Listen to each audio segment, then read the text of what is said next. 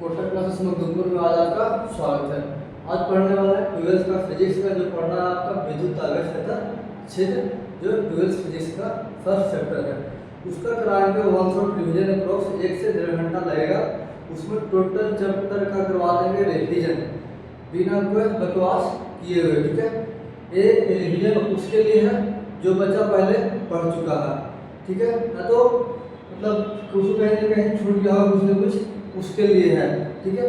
तो ये रिवीजन सिर्फ उसी बच्चा दे सकता है जो पहले पढ़ चुका है कहीं ना कहीं, उसको कहीं ना कहीं डाउट होगा, उस क्वेश्चन में काम देगा, ठीक है। क्योंकि 1 घंटा में पूरा चैप्टर को रिवीजन करवाना तो समझ के टफ ही है, ठीक है। तो उसको हम 1 घंटा में करवा रहे हैं, इसका मतलब कि वो पढ़ा हुआ रहेगा तब उसको समझ में आएगा बेहतर तरीके से। थोड़ा बहुत भी पढ़ा हुआ रहेगा तब, क्योंकि बिना पढ़े हुए समझ में थोड़ा सा परेशानी होगा, इसलिए बता रहा है कि अगर पढ़ लिया होगा तो कोई दिक्कत नहीं होगा समझने में। ये वन शॉट रिवीजन है। तो कौन सा चैप्टर का था? विद्युत आवेश तथा क्षेत्र का वन शॉट रिवीजन है। तो बिना टाइम वेस्ट किए हुए चलते हैं आगे। चलो, आपको पढ़ना इलेक्ट्रोस्टैटिक्स। क्या पढ़ना? इलेक्ट्रोस्टैटिक्स। इलेक्ट्रोस्टैटिक्स पढ़ना, ठीक है। तो क्या होता है electrostatics?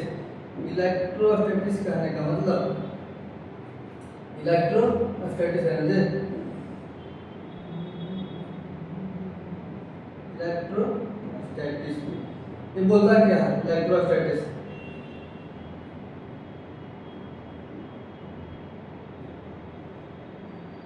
Electro plus statics. Electrostatics कहने का मतलब इलेक्ट्रो प्लस स्टैटिक्स। जो चैप्टर अभी लिखे हैं, जो चैप्टर तुम्हारा पीछे जो लिखा है, जो तुम्हारा चैप्टर है पहले का, विद्युत आवेश तथा क्षेत्र, ये तुम्हारा इलेक्ट्रोस्टैटिक्स का ही पार्ट है, ठीक है। ये फर्स्ट पार्ट है और आगे है क्या? विद्युत विभव तथा धारिता, सेकंड पार्ट। तो फर्स्ट पार्ट पूरा पढ़ा दिया जाएगा, ठीक है। तो देखो क्या होता है इलेक्ट्रोस्टैटिक्स। इसका मतलब इलेक्ट्रो का मतलब होता है चार्ज। क्या होता है? चार्ज। ऐसा नहीं है कि तुम हिंदी मीडियम से हो तो तुमको थोड़ा अंग्रेजी से प्रॉब्लम है, थोड़ा बहुत ये सब आना चाहिए। ऐसा नहीं कि चार्ज का तुमको पता नहीं किसको बोलते हैं। चार्ज का मतलब आवेश होता है, लेकिन थोड़ा बहुत इंग्लिश आना चाहिए। ऐसा नहीं है कि तुम इंग्लिश से घबरा जाओ, हम दोनों बताएंगे लेकिन दोनों आना चाहिए। तो इलेक्ट्रो प्लस स्टैटिक्स। तो इलेक्ट्रो का मतलब हुआ चार्ज, स्टैटिक्स का मतलब हुआ रुका हुआ, ठीक है, रेस्ट, ठीक है। तो वैसा चार्ज के बारे में पढ़ेंगे जो रुका हुआ हो, उसको इलेक्ट्रोस्टैटिक्स बोलेंगे। यानी कि इसमें किसका डील करेंगे? तो जो चार्ज रुका हुआ रहेगा उसके बारे में डील करेंगे, ठीक है। उसी को बोलते हैं इलेक्ट्रोस्टैटिक्स। वैसा भौतिक राशि जिसमें आवेश रुका हुआ हो। चार्ज का मतलब क्या होता है? चार्ज का मतलब तुम्हारा आवेश होता है। क्या होता है? आवेश होता है। और आवेश होता है। और रेस्ट का मतलब क्या होता है? रुका हुआ होता है, रुका हुआ, ठीक है। ठीक है, वैसा आवेश जो रुका हुआ हो उसको स्थिर वैद्युतिकी कहते हैं। इसमें कोई दिक्कत? जो आवेश रुका हुआ रहेगा, यानी कि इस चैप्टर में जो आवेश रुका हुआ उसके बारे में ही पढ़ेंगे। चलो आगे बढ़ते हैं। यानी कि branch of physics and which we study about charge of rest. जो चार्ज रुका हुआ उसके बारे में पढ़ेंगे। सिलेबस है सर, देख लेना आप, सब बढ़ा देंगे, उसमें कोई दिक्कत नहीं है। चलो आगे बढ़ते हैं। चलो आगे बढ़ते हैं।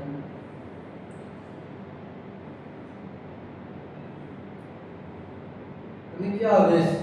सबसे पहले इस चैप्टर में पढ़ना क्या है? आवेश, ठीक है। आवेश क्या होता है? तो बोलता है कि आवेश किसी पदार्थ का हुआ गुण। आवेश किसी पदार्थ का हुआ गुण जो भौतिक, यानी कि आवेश किसी पदार्थ का हुआ गुण जो विद्युत धारा, यानी कि विद्युत क्षेत्र और विद्युत क्षेत्र के साथ साथ मैग्नेटिक, इसका मतलब विद्युत क्या बोलते हैं उसको? चुंबकीय। मैग्नेटिक बोलते हैं चुंबकीय, यानी किसी भी पदार्थ का हुआ गुण जो विद्युत क्षेत्र के साथ साथ विद्युत चुंबकीय उत्पन्न करे, उसको क्या बोलते हैं? आवेश बोलते हैं। यानी आवेश किसी पदार्थ का हुआ गुण है जिसके कारण किसी बिंदु पर विद्युतीय और चुंबकीय बल का अनुभव होता है। यानी आवेश किसी पदार्थ का आवागुण, सुनेगा, आवेश किसी पदार्थ का आवागुण जो किसी बिंदु पर विद्युतीय और चुंबकीय बल का अनुभव होता है, उसको क्या बोलते हैं? आवेश बोलते हैं। आवेश क्या होता है? आवेश किसी पदार्थ का आवागुण जो विद्युतीय और चुंबकीय बल का उत्पन्न करे, उसको क्या बोलते हैं? आवेश। चलो, अरे कोई आ गया तो चलो कहाँ पे? इसका तो तुमको आवेश के बारे में तो पता हो गया कि जिसमें विद्युतीय बल और चुंबकीय बल का अनुभव होगा उसको हम आवेश बोलते हैं। जिसमें विद्युतीय बल और चुंबकीय बल का अनुभव होता है उसको क्या बोलेगा? आवेश बोलेगा। ठीक है, स्थिर आवेश के कारण केवल विद्युतीय बल का अनुभव होता है, ऐसा याद रखना है। यानी कि जब आवेश तुम्हारा रुका हुआ रहेगा तो विद्युतीय बल का अनुभव होगा। गतिशील आवेश के कारण विद्युतीय और चुंबकीय दोनों बल का अनुभव होता है। क्या होता है? दोनों बल का अनुभव होता है। इसको एकदम साइड में से समझ सकता है कि अगर कोई चार्ज है, कोई आवेश, ठीक है, ये तुम्हारा आवेश है। अगर ये रुका हुआ रहेगा तो क्या उत्पन्न करेगा? जब तुम्हारा आवेश रुका हुआ रहेगा, उनके पास एक सेकंड के लिए बैकग्राउंड चेक कर लेते हैं।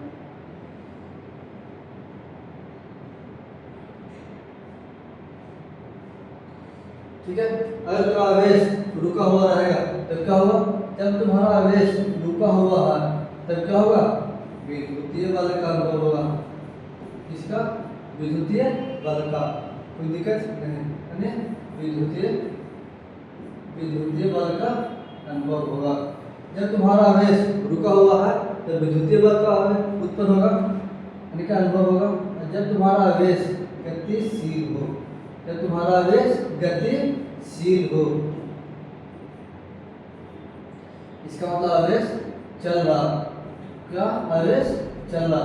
जब आवेश तुम्हारा गतिशील है तो विद्युतीय बल के साथ साथ, यानी विद्युत बल प्लस चुंबकीय बल, विद्युत बल और चुंबकीय बल दोनों का अनुभव होगा। यानी कि आवेश का पता है ना कि आवेश है विद्युतीय बल चुंबकीय बल दोनों को उत्पन्न करता है, और उसका अनुभव होगा तो उसको हम आवेश बोलेंगे। तो बताओ वो विद्युत बल और चुंबकीय बल उत्पन्न कब होगा? यानी विद्युत बल और चुंबकीय बल उत्पन्न कब होगा? बोलेंगे कि विद्युत बल तो दोनों में हो रहा, जब आवेश रुका हुआ रहेगा तब भी और आवेश चल रहा तब भी। इसका मतलब जब आवेश रुका हुआ रहेगा तो विद्युत बल का अनुभव होगा। जब आवेश रुका हुआ रहेगा तो विद्युत बल का अनुभव होगा। लेकिन जब आवेश मूव करेगा, जब आवेश गतिशील कर रहा तो क्या होगा? विद्युत बल के साथ साथ चुंबकीय बल का अनुभव होगा। विद्युत बल के साथ साथ चुंबकीय बल का अनुभव होगा। इसमें कोई दिक्कत नहीं, तो ही लिखा होगा। इसे तुम नोट कर लेना अगर तुम हमको नोट्स चाहिए तब। ठीक है, विद्युत बल के साथ साथ चुंबकीय बल का अनुभव होता है। आवेश को Q से करते हैं सूचित। किसे करते हैं? आवेश को Q से करते हैं सूचित। वीडियो चालू है ना? हाँ, वीडियो चालू है प्रॉपर तरीके से, कोई दिक्कत नहीं है। इसका मतलब आवेश को Q से करते हैं सूचित। किसे करते हैं? Q से। आवेश का SI मात्रक क्या होता है? कूलम होता है। आवेश का SI मात्रक क्या होता है? कूलम होता है। अब मेथड ऑफ चार्जिंग, ठीक है, मेथड ऑफ चार्जिंग यानी कि आवेशित करने के विधि। तुम आवेशित कैसे करेगा किसी भी ऑब्जेक्ट को, वही पूछ रहा कि मेथड ऑफ चार्जिंग। तो किसी भी ऑब्जेक्ट को अगर तुमको चार्ज करना रहेगा तो कैसे करेगा? पहला पढ़ना, देखो किसी पदार्थ को आवेशित करने के 3 विधि होती है। इसमें 3 ही है, लेकिन कोई 5 पढ़ाता है, कोई 7 पढ़ाता है, जरूरत के अनुसार। बोर्ड में पढ़ रहा 3 काफी है। ठीक है, तो बोला किसी पदार्थ को आवेशित करने के 3 विधि होते हैं। कोई साथ नोट्स बना सकता है, कोई दिक्कत नहीं है, 1 घंटा में कंप्लीट हो जाएगा। 1 घंटा में हम तुमको हाँ पा रहे हैं, लेकिन तुम नोट्स बनाएगा तुमको 4 से 5 घंटा लगेगा। यानी कि टाइमिंग वही है, जो पढ़ लिया वो सिर्फ देख लेगा, जो नहीं पढ़ा है उसका नोट्स बना लेगा तो उसको भी समझ में आ जाएगा, कोई दिक्कत नहीं होगा। ठीक है, तो किसी पदार्थ को आवेशित करने के 3 विधि है। पहला क्या है, घर्षण विधि, घर्षण मतलब रगड़ना। फिर है चालन विधि, चालन विधि, चालन विधि करने का मतलब आपको क्या होता है, चालन विधि करने का मतलब कि हम कोई ऑब्जेक्ट को तार के थ्रू चार्ज को ट्रांसफर करेंगे, उसको चालन विधि बोलते हैं। फिर प्रेरण विधि, बिना छुए हुए किसी भी ऑब्जेक्ट पर चार्ज को उत्पन्न करना क्या होता है, प्रेरण विधि। इसका मतलब फ्रिक्शन मेथड, कंडक्शन मेथड और induction. Friction, conduction, induction, this is 3 method of charging of a body, charging of any body हो सकती है। ठीक है, नहीं कि किसी पदार्थ को चार्ज करने की 3 विधि, घर्षण विधि, चालन विधि और प्रेरण विधि। कोई दिक्कत तो अपन घर्षण विधि कैसे चार्ज करेंगे, इसका मतलब घर्षण विधि के थ्रू चार्ज कैसे करेंगे किसी भी ऑब्जेक्ट को।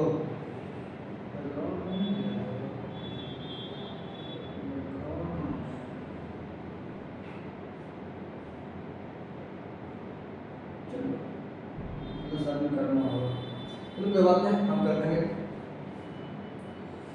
क्या है घर्षण विधि, घर्षण विधि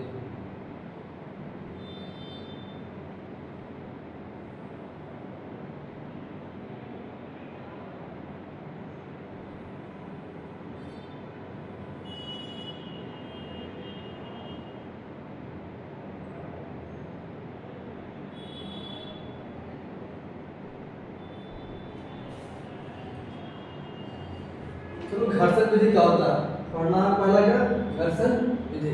घर्षण विधि बोलता है कि जब हम दो वस्तु को रगड़ेंगे तो एक से दूसरे में इलेक्ट्रॉन का ट्रांसफर होना।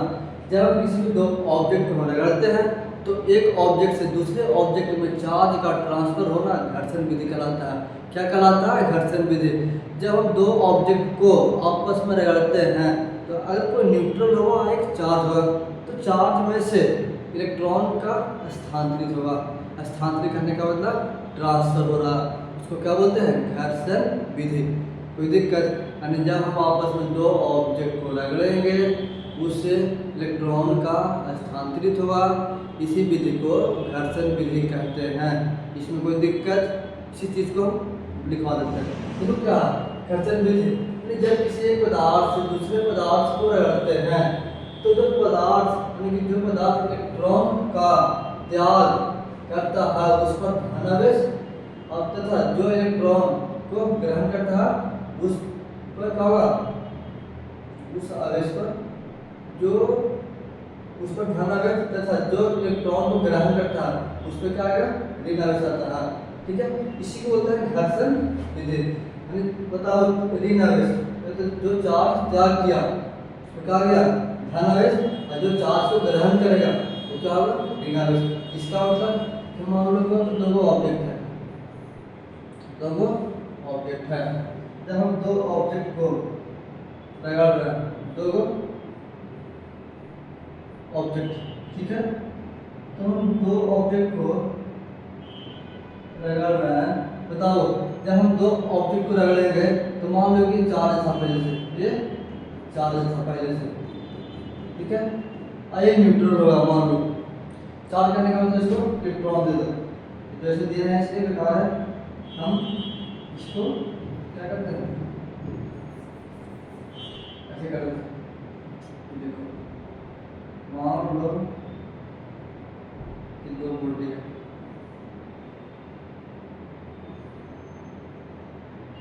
ठीक है,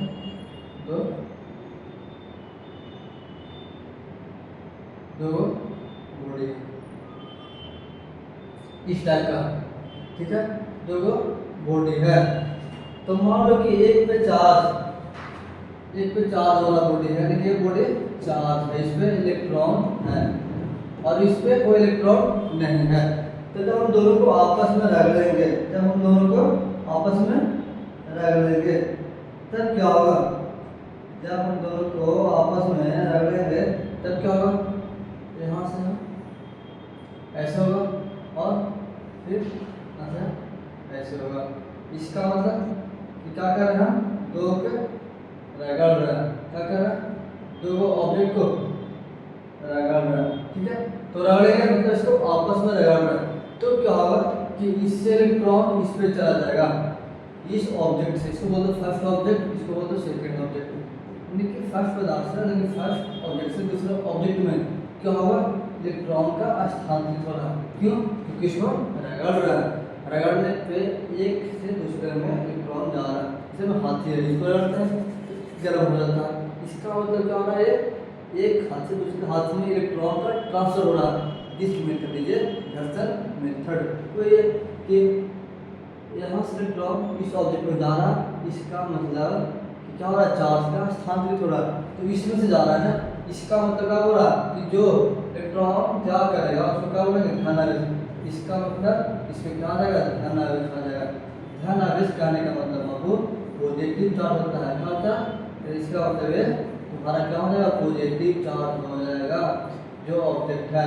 और ऋण आवेश करने का मतलब बाबू क्या होगा, नेगेटिव चार्ज, बाबू में दोनों पढ़ रहा हूँ ना इसमें, तो नेगेटिव चार्ज का मतलब ऋण आवेश।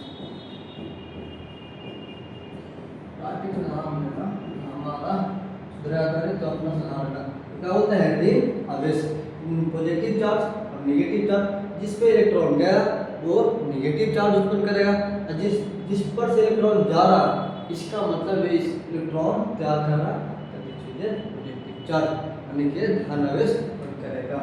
यहाँ तक कोई दिक्कत नहीं हुआ। अब देखो कौन आवेश क्या उत्पन्न करेगा, जैसे मैं बिल्ली का खाल का बाल और मान लो कांच को रगड़ते हैं, तो ऊपर में जो है वो पॉजिटिव उत्पन्न करेगा, जो नीचे में है वो निगेटिव। इसका मतलब किस पे पॉजिटिव चार्ज उत्पन्न होगा, किस पे निगेटिव, पहचानने के लिए तुमको ऐसा याद रखना होगा।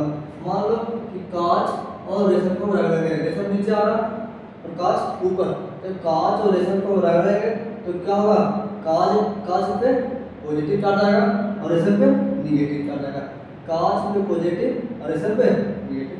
तो इसे तुम पढ़ लेना, ये सब तुमको याद रखना कि बिल्ली के खाल हो गया, फिर फिलामेंट फालालेन हो गया, कांच हो गया, कुछ हो गया, रेशम हो गया, रबर हो गया, गंधक हो गया और इल्मोनाइट हो गया। इसे को रगड़ेंगे तो गंधक और रबर पे रगड़ेंगे तो गंधक पे नेगेटिव चार्ज, रबर पे पॉजिटिव चार्ज। इसका मतलब कि रबर से इलेक्ट्रॉन जाएगा किसमें, गंधक में, हो गया।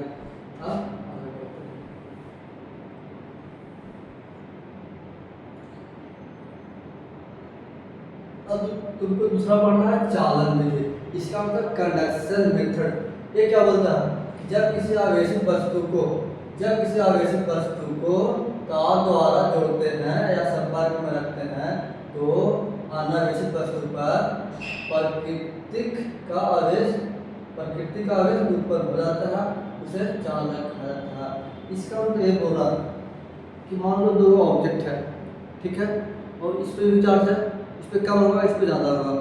अगर हम इसमें तार कनेक्ट करते हैं, दोनों ऑब्जेक्ट के थ्रू, मान तार हो गया, ये ऑब्जेक्ट था, ये ऑब्जेक्ट, इसके थ्रू अगर हम तार कनेक्ट करते हैं तो यहाँ से इलेक्ट्रॉन इसमें चला जाएगा, या तो इस पर ज़्यादा रहेगा इलेक्ट्रॉन, अगर इस पर ज़्यादा इलेक्ट्रॉन रहेगा तो इस ऑब्जेक्ट से इस ऑब्जेक्ट में आएगा, अगर इसमें ज़्यादा इलेक्ट्रॉन रहेगा तो इस ऑब्जेक्ट से इस ऑब्जेक्ट में इलेक्ट्रॉन का ट्रांसफर होता है। इसी को तो कर रहा है आवेशित करना। मान लो न्यूट्रल है, ये चार्ज बॉडी है, तो क्या होगा, न्यूट्रल ही है और ये चार्ज है।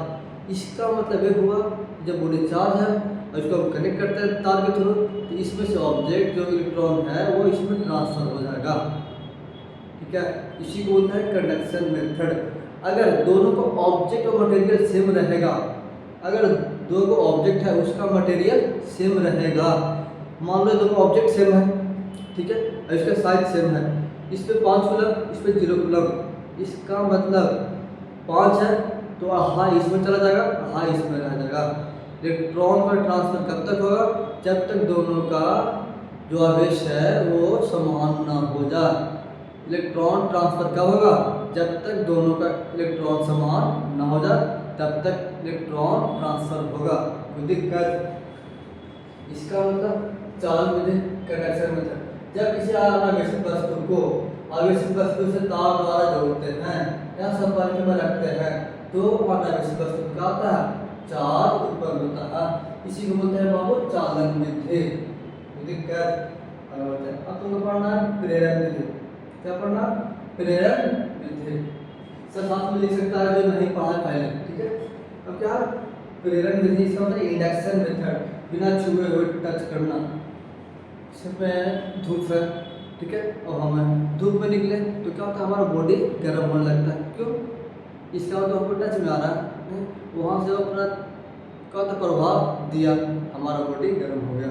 इसका मतलब दिस इज इंडक्शन, बिना छुए हुए हमको गर्म कर दिया। क्या हमको मार के जो आग है उसको सटाया है, सिर्फ मान लो तुम खड़े हो, हम तुमको आग लगा के लाके सटाते हैं, इसका मतलब तुमको टच करवाए हैं। कि सोच कर उसके तो हमारा टच नहीं हुआ, तो आया हम पे पड़ा। तो ये सब जो आता है वो इंडक्शन मेथड में आता है, इसका मतलब प्रेरण विधि में आता है, ठीक है। जब हम ऑब्जेक्ट को तुमसे टच करवाते तो कंडक्शन कहलाता है, तार द्वारा या किसी भी ऑब्जेक्ट द्वारा। बट तुमको बिना छुए हुए तुमको गर्म कर दे रहा है, तो आवेशित कर दे रहा है। लेकिन किसी भी ऑब्जेक्ट को, किसी भी वस्तु को बिना छुए हुए चार्ज करना, दिस इज प्रेरण विधि, उसको हम प्रेरण विधि कहेंगे। इसका मतलब इंडक्शन मेथड कहेंगे, ठीक है। तो ये होगा कि जब किसी अनावेशित वस्तु को, जब किसी अनावेशित वस्तु को आवेशित वस्तु को निकट ले जाते हैं तो आवेशित वस्तु पर विपरीत प्रकृति का आवेश उत्पन्न होता है, उसको प्रेरण कहते हैं। सबसे डिफिनेशन है, बात किया है तुम पूरी तरह कि कैसे उत्पन्न होता है, तो उसका एक प्रोसेस होता है जो कि अभी तुम रिवीजन में रहने दो, फिर करवाने कभी और करवाने तो अभी तुम ऐसे समझो कि किसी को बोलेंगे प्रेरण विधि कि जब किसी अनावेशित वस्तु को, आवेशित वस्तु को, यानी कि अनावेशित वस्तु को आवेशित वस्तु को निकट में ला रहा है, आवेशित वस्तु को अनावेशित वस्तु को आवेशित वस्तु के निकट में ला रहा है, तो वहां से क्या होगा, चार्ज उत्पन्न होता है। उसी को बोलते हैं प्रेरण विधि। चलो अब आगे बढ़ते हैं, ठीक है। अब आगे बढ़ते हैं, यहाँ तक का इसको समझने में पढ़ाने वालों नहीं होना चाहिए, ठीक है। यहाँ तक समझने को पढ़ाने तुमको नहीं होना चाहिए। हमको तो ना लग रहा है कि कितना होगा, जैसे पढ़ा रहे हैं उस तरीके से पूरा कम टाइम में नहीं होगा, लगेगा तो के साथ, ठीक है, कर देंगे। देखो अब एक सर्वप्रथम थ्रेस ने आवेश का खोज किया। किसने खोज किया, थ्रेस ने किया। किसका खोज, आवेश का।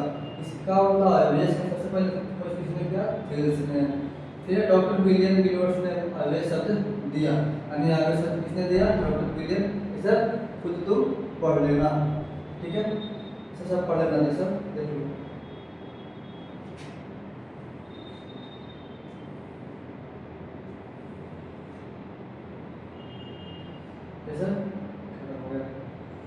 फिर आवेश का गुण, जो हमको आवेश का गुण, आवेश का गुण क्या है बाबू, आवेश का गुण। तो देखो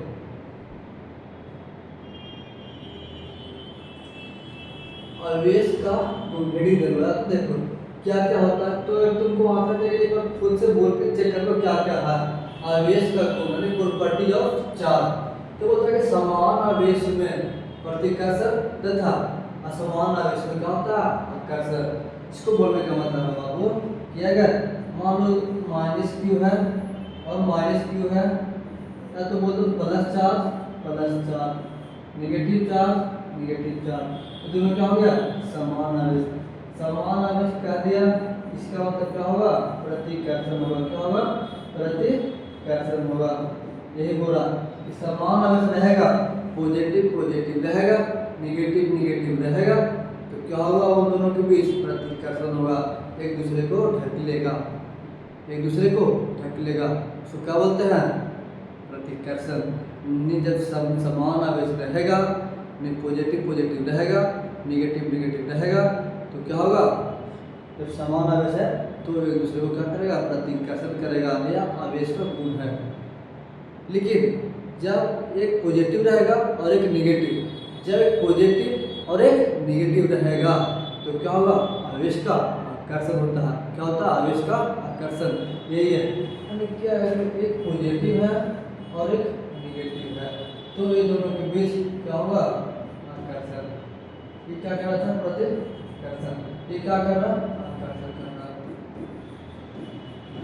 इसका मतलब कि जब पॉजिटिव का नेगेटिव चार्ज होगा, अन्य के दो चार्ज भिन्न भिन्न हो इसमें पॉजिटिव निगेटिव में, तो क्या होगा, एक दूसरे को आकर्षण करेगा। क्या करेगा, अट्रैक्ट करेगा। दिक्कत ठीक है कि आवेश प्रकृति में संरक्षित होता है। इसका मतलब संरचना तो क्वांटाइजेशन, लेकिन उसको कुछ नहीं हुआ। इसे न तो उत्पन्न किया जा सकता है और न ही इसे नष्ट किया जा सकता है। ठीक है, यानी कि आवेश का होता है प्रकृति में संरक्षित, न तो आवेश को उत्पन्न करेगा न ही नष्ट किया जा सकता है। तुम ट्रांसफर कर सकते हो, उत्पन्न नष्ट नहीं, चार्ज का आवेश का उत्पन्न कर सकते हो, आवेश को उत्पन्न कर सकते हो या उत्पन्न नहीं, आवेश को नहीं तो उत्पन्न करेंगे नहीं तो नष्ट करेंगे। सिर्फ हम आवेश का ट्रांसफर एक वस्तु से दूसरे ऑब्जेक्ट में पहुंचाना, सिर्फ ट्रांसफर कर रहे हैं। ठीक है, जो क्या बोलते हैं, आवेश का संरक्षण का सिद्धांत बोल दो। ऐसे आता है कि बताओ आवेश का संरक्षण का सिद्धांत क्या होता है, तो बोलना कि आवेश को नहीं तो नष्ट किया जा सकता है, नहीं उत्पन्न किया जा सकता है। इसी को क्या बोलते हैं, आवेश का संरक्षण का सिद्धांत कहते हैं। ठीक है, तो ये लिखा हुआ था कि आवेश प्रकृति में क्या होता है, संरक्षित होता है। क्यों, क्योंकि इसको नहीं तो नष्ट करेंगे नहीं तो उत्पन्न करेंगे। ठीक है, तीसरा लाइन क्या, आवेश क्वांटीकृत होता है, क्वांटाइजेशन इसे बोलते हैं। इसको कहने का मतलब है कि आवेश, तुमको बोला कि 1.5 कूलम हमको आवेश दो, तो ये गलत बोल दिया। आवेश सिर्फ इंटीजर में होगा। इसको कहने का मतलब Q = ±n e, n क्या होगा बाबू, तो n तुम्हारा इंटीजर होगा। क्या होगा, इंटीजर। इंटीजर कहने का मतलब क्या होगा, पूर्णांक होगा। पूर्णांक कहने का मतलब कैसे, 0 हो गया, 1 -1 +1 2 -2, फिर क्या हो गया, पूर्णांक हो गया। यानी कि जो Q = ±n क्या होता है, यही चीज बोलते हैं आवेश का क्वांटिटी। ठीक है, आवेश तो आवेश क्वांटीकृत होता है, द्रव्यमान रहित वस्तु पर आवेश उत्पन्न नहीं किया जा सकता है। आवेश का वेग का मान, यानी आवेश जो आवेश है वो वेग के मान पर निर्भर नहीं करता। इसका मतलब हो रहा है नहीं होता, ये सुंदर मान है। ठीक है, तो जब उसमें मास है तो अगर हम उसका स्पीड बढ़ाते हैं, जब हम द्रव्यमान मतलब कोई 20 के का हुआ वस्तु है और उसको हम स्पीड बढ़ा रहे हैं तो धीरे धीरे उसका वजन घटता हुआ प्रतीत होता है। लेकिन आवेश में से कुछ नहीं है, उसको जितना स्पीड ले जाओ, जितना धीरे लाओ, वो 5 कूलम था, 5 कूलम भी उसको रहेगा।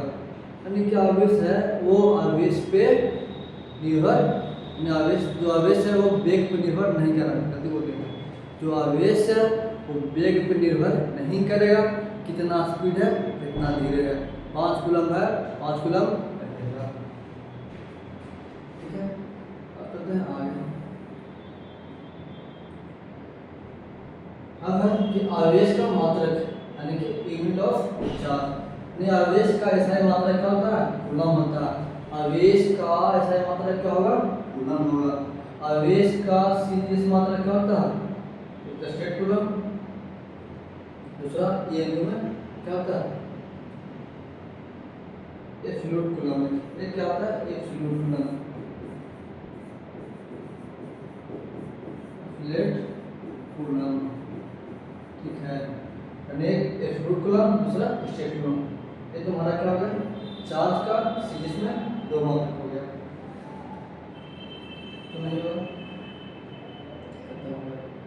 चलो आगे बढ़ते हैं। अगला क्या है,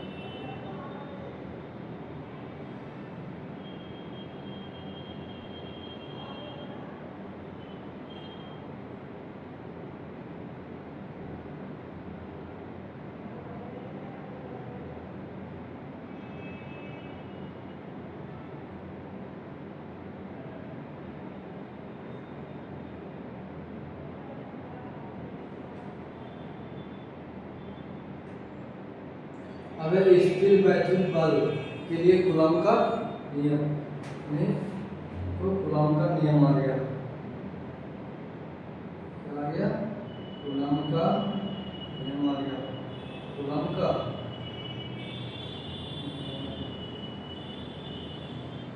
स्थिर वैद्युत बल के लिए कूलॉम का नियम।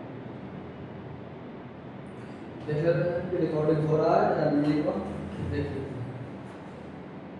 रिकॉर्डिंग तो बहुत मस्त हो रहा है, टाइम ठीक ठाक लग जाता है, 56 मिनट 28 पे जाए शायद 2 वीडियो में हम पूरा कर पाएंगे, रिवीजन करवा देंगे। देखो स्थिर वैद्युत के लिए कूलॉम का नियम क्या है? स्थिर वैद्युत बल के लिए कूलॉम का नियम, स्थिर वैद्युत बल के लिए कूलॉम का नियम। कूलॉम का नियम क्या बोलता है कि समान आवेश में प्रतिकर्षण तथा असमान आवेश में आकर्षण होता है। आकर्षण तथा प्रतिकर्षण में लगने वाला बल, आकर्षण तथा प्रतिकर्षण, इसका मतलब क्या है? आकर्षण तथा प्रतिकर्षण में लगने वाला बल आवेश के गुणनफल के समानुपाती तथा बीच की दूरी के वर्ग के व्युत्क्रमानुपाती होता है। देखिए एक चार्ज q है, एक चार्ज q है, ये दोनों के बीच की दूरी कितना है? r है। इसका मतलब हो रहा है कोई चार्ज q1 कोई चार्ज q2, इसके बीच की दूरी r।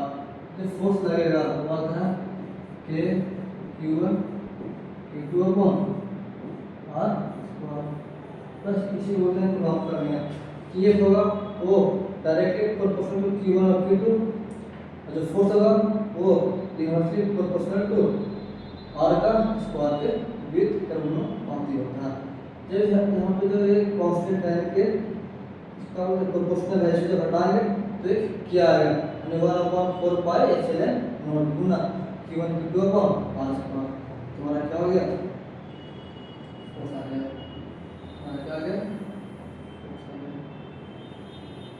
k q2 upon r square, इसको लिख लेंगे।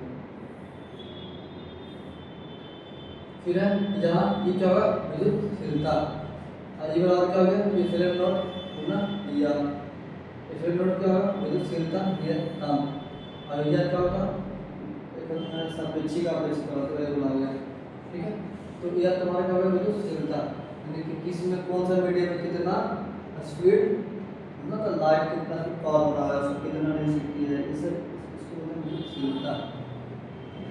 सब देख लेना, एप्सिलॉन नॉट बराबर काम कितने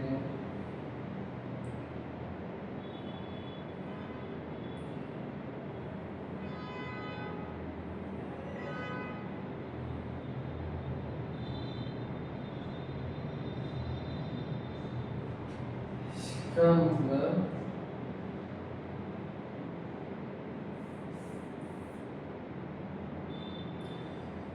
क्या होता है? एप्सिलॉन 1/36 पाई के पावर 9, ठीक है। एप्सिलॉन क्या होता है? अपेक्षित विद्युतशीलता या पहला विद्युतांक। सबसे देखना हवा में आयन निर्वात में या बनता है, धातु में अनंत होता है, उस पदार्थ में 1 से इंफिनिटी के बीच, और पानी में बात की जाए तो जल में पानी में अप्रॉक्स 50 होता है, ठीक है। कैसे? यानी हवा या निर्वात में तो 1/4 पाई एप्सिलॉन नॉट, ठीक है, 1/4 पाई एप्सिलॉन नॉट होगा, ठीक है, 1/4 पाई एप्सिलॉन नॉट तो q1 नॉट q2 का r स्क्वायर। ये बोलता अदर मीडियम बस किसी करते हैं f equal to 1/4 pi epsilon, जो मीडियम बोलेगा हम जहाँ करना इनटू q1 गुना q2। इसका मतलब तुम्हारे मीडियम पे डिपेंड तो कर रहा है, तो कूलॉम का नियम है मीडियम पे डिपेंड कर रहा है, यानी प्रिंसिपल कूलॉम पे डिपेंड कर रहा है। जल का पहला वैद्युतांक क्या होता है? होता है, ठीक है। फिर यदि दो आवेश के बीच की दूरी को 2 गुना कर दिया जाए तो उसके बीच लगने वाला बल कितना गुना होगा? ये सवाल है। यदि दो आवेश के बीच की दूरी को दोगुना कर दिया जाए, यदि दो आवेश के बीच दूरी को दोगुना करना, ठीक है, तो उसके बीच लगने वाला बल कितना गुना होगा? इसको करने का मतलब है आपको समझो सवाल कहना है ना कि दो को आवेश, ठीक है, एक Q1 है और Q2 है, इसकी बीच की दूरी r है। तो जब फॉर्मूला था K equal to K Q1 Q2 upon r square, लेकिन बोल रहा कि दोनों जो आवेश है इसके बीच की दूरी को हम क्या करेंगे, दूरी दो गुना करेंगे। क्या करेंगे, दो गुना करेंगे। जब हम दो गुना करेंगे तब क्या होगा, इसका मतलब दो गुना करने का मतलब कि हम लिखा होगा r यहाँ पे 2r, इसका मतलब हम पहले Q1 था और Q2 है, इसके बीच की दूरी 2r है। तो ये क्या होगा, K Q1 Q2 upon 2r का स्क्वायर, इसका मतलब क्या आ गया, इस बराबर K Q1 Q2 upon 4r square. अब बताओ कि 4r स्क्वायर आया है तो हम इसको बोल सकते हैं ऐसे कि 4r स्क्वायर आया है, इसको ऐसे बोल सकते हैं कि ये जो तुम्हारा है, तुम्हारा मान लो इसको एक कौन बोलता है, तुम्हारा क्या है, F1 है, ठीक है। इसका मतलब क्या हम बोल सकते हैं कि जो यहाँ पे जो फोर्स आया यानी जो 2 आया वो क्या आ गया, यानी जो फोर्स आया क्या आ गया, F2, तो F1 अपॉन 4 में 1/4 गुना आ गया। क्या आ गया, वही बोला कि यदि दो आवेश के बीच की दूरी को दोगुना कर दिया जाए तो उसके बीच लगने वाला बल कितना गुना हो जाएगा, 1/4 गुना होगा। दिक्कत नहीं। अब देखो और दो आवेशों के बीच लगने वाला बल क्या होगा, F directly proportional to r square है, तो n का मान बताओ। ये कारण है कि दो आवेश के बीच की दूरी नहीं, दो आवेशों के बीच लगने वाला बल तो F है और प्रोपोर्शनल किसका, r के पावर n, तो n का होगा। इसका मतलब बबूल ये बोल रहा है तुम्हारा जो F है वो डायरेक्टली प्रोपोर्शनल टू r की पावर n है, तो n क्या होगा ये बताना है, ठीक है। तो बताओ क्या होता है फॉर्मूला, वही तो पढ़ा है कि F है वो डायरेक्टली प्रोपोर्शनल टू Q1 और Q2 और इनवर्सली प्रोपोर्शनल टू r। इसका मतलब इसको बोल सकते हैं ऐसे कि F है वो r की पावर -2 है, दो आवेश के बीच दूरी रखने तब वही ना आता है, इसका मतलब r की पावर -2, तो r की पावर n है, इसका मतलब n बराबर -2 होता है। क्या हो गया, n बराबर माइनस, इसको कोई दिक्कत नहीं था, इसको नोट कर लेना। अब आगे चलते हैं,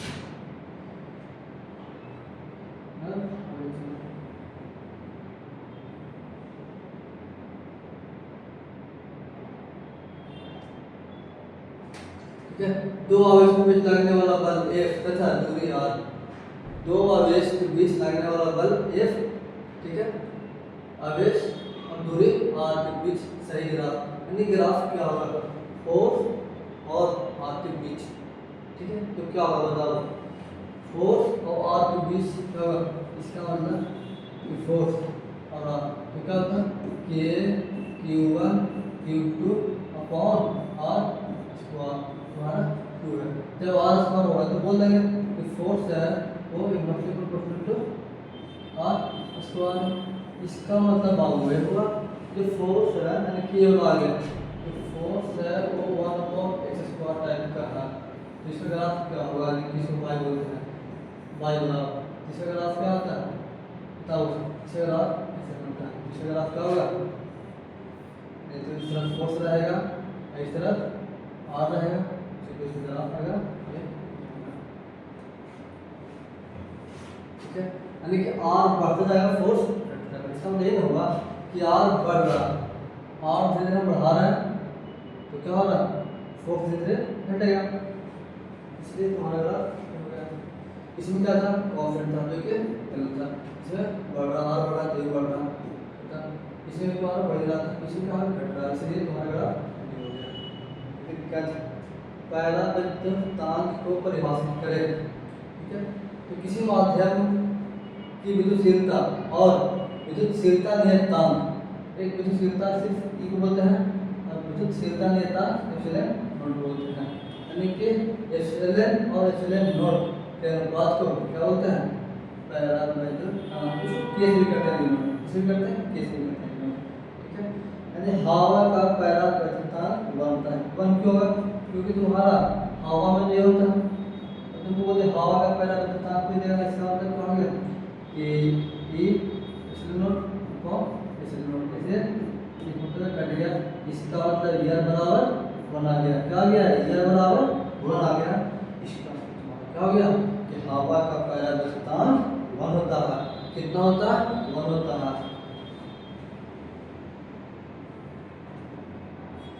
अब कूलॉम के नियम के दो सीमाओं को लीजिए, तुमको पता है कि कूलॉम के नियम मीडियम पर डिपेंड करता है।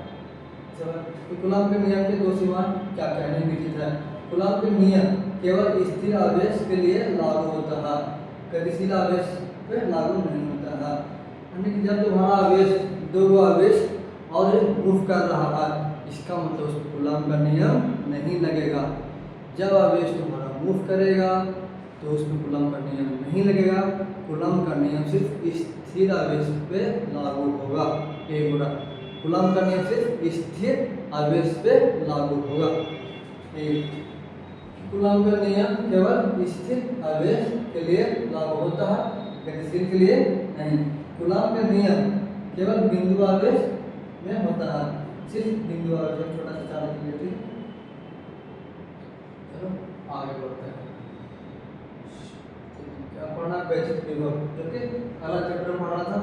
ये बोलता है ना कि विद्युतीय विभव किसी पदार्थ की वह अवस्था है जिसमें पदार्थ को ग्रहण करेगा, त्याग करेगा, इसके तुमको नहीं पढ़ना, अलग चैप्टर में पढ़ाएंगे। ठीक है, ये क्वेश्चन तुमको अलग चैप्टर में पढ़ाएंगे।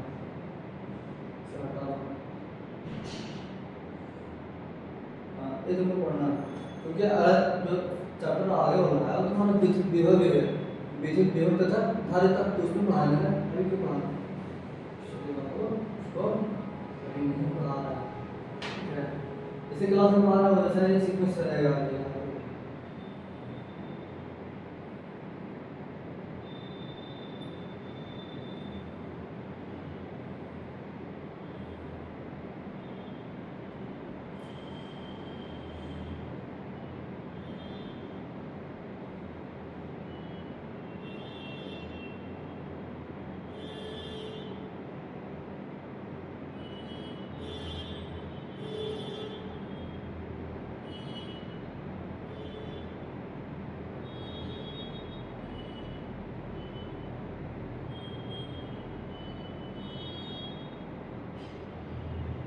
हमको मुझे टाइम लग रहा है, देखो कहीं कुछ बकवास नहीं कर रहे हैं, इसका मतलब नहीं कि तुमको बोल कर रहा हूँ पढ़ाई लिखाई में कोई दिक्कत नहीं है। ठीक है, दिक्कत तो नहीं होना चाहिए। ठीक है, सिस्टम है, तुमको रिविजन कर लेगा तो तुमको फायदा होगा, इसमें हमारा से कोई फायदा नहीं है, तुमको ये तुम्हारे लिए करवाना है। तो बच्चा अगर पढ़ रहा होगा उसको पूरा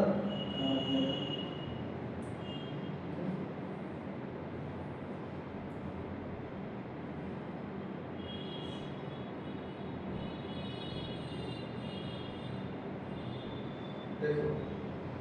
अब जो पढ़ना होगा पढ़ना विद्युत क्षेत्र, विद्युत क्षेत्र क्या पढ़ना, विद्युत क्षेत्र इलेक्ट्रिक फील्ड है।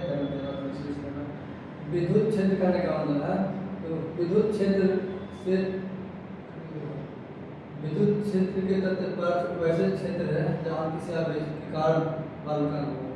देखिए क्या लिखा हुआ, इसका मतलब है कि मान लो कोई प्लस आवेश है, ठीक है, और इसको हम 8 दूरी पे कुछ हम इन्वर्टर के परीक्षण आवेश रखते हैं, तो इस पर विद्युत बल का अनुभव होगा। इस पे विद्युत बल का अनुभव हो रहा, इसका मतलब उसका वहां तक क्या हो गया, अपना क्षेत्र हो गया, यानी इसको बोलते हैं क्या, विद्युत क्षेत्र। ठीक है, विद्युत क्षेत्र को इसे कहते हैं V नॉट। प्रूफ करने के लिए होगा नहीं, यानी तो मान लो Q चार्ज है, अब Q नॉट करने का मतलब जो हम है लाए हैं टेस्ट चार्ज होता है, क्या होता है, टेस्ट चार्ज। टेस्ट चार्ज करने का मतलब आपको परीक्षण आवश्यकता है, क्या होता है, परीक्षण आवश्यकता है। तो तब आर दूरी पर हम मान लेके जाते हैं, तो इस पे फोर्स क्या लगेगा, इस पे फोर्स क्या लगेगा, तुम बोलेगा K equal to K Q Q not upon R square, force लगेगा। इसका मतलब यहाँ पे क्या इसका हो रहा है, फोर्स क्या आ रहा है, ये दोनों के बीच K Q1 Q not upon R square. जो इलेक्ट्रिक फील्ड होता है, इसका जो विद्युत क्षेत्र होता है वो फोर्स अपॉन Q नॉट होता है, फोर्स अपॉन Q नॉट। तो फोर्स कितना आया, K Q1 Q not upon R square upon Q not कर देगा, तुम्हारे क्या आ जाएगा, इलेक्ट्रिक फील्ड, इसे कर देगा। इसका मतलब इलेक्ट्रिक फील्ड आएगा वो K Q upon R square. इसका मतलब प्लस Q चार्ज रहेगा, प्लस Q चार्ज और दूरी पूछे विद्युत क्षेत्र क्या होगा, तो K Q upon R square होता है, K Q upon R square होता है, इसमें कोई दिक्कत नहीं है। लेकिन क्या होता है, विद्युत क्षेत्र फोर्स अपॉन चार्ज, विद्युत क्षेत्र का इकाई मात्रा न्यूटन पर कूलम होता है। विद्युत क्षेत्र सदिश राशि और इसका दिशा पॉजिटिव टू नेगेटिव की ओर होता है। विद्युत क्षेत्र का डायरेक्शन पॉजिटिव टू नेगेटिव होगा, नेगेटिव चार्ज है, ठीक है, और पॉजिटिव है, पॉजिटिव टू नेगेटिव हो गया, पॉजिटिव टू नेगेटिव। आपको विभव नहीं पढ़ा है तो मैंने तो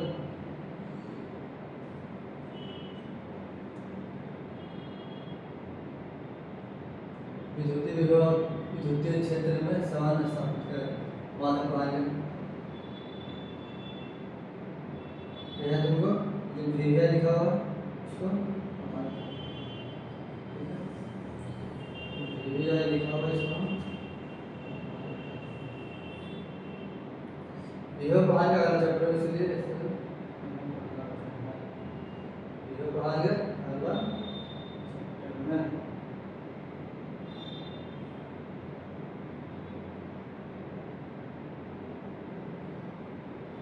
तो किसी बिंदु आवेश के कारण किसी बिंदु पर विद्युत क्षेत्र का व्यंजक प्राप्त करें, क्योंकि हम अभी माने किसी बिंदु पर किसी बिंदु आवेश के कारण किसी बिंदु पर विद्युतीय क्षेत्र का व्यंजक, यानी कि हम जानते हैं कि बिंदु आवेश के कारण क्या था कि किरणों को विभव से निकाला घटाव से विभव निकाला थे, वही है उसी से आता है क्या आया ना 1/4 Q अपॉन R स्क्वायर, क्या आया था, equal to 1/4 epsilon not Q upon R square आया। इसका मतलब हो सकता है ऐसे कि इसका होता है कि Q अपॉन R के Q अपॉन R स्क्वायर, जहाँ ये कहा विद्युत क्षेत्र है, बिंदु आवेश के कारण निकल गया के Q अपॉन R स्क्वायर। अब आगे तुम्हारा क्या विद्युत देव ध्रुव है, क्या वैद्युत देव ध्रुव, वैद्युत देव ध्रुव, इसको क्या करेंगे, इसको वैद्युत देव ध्रुव।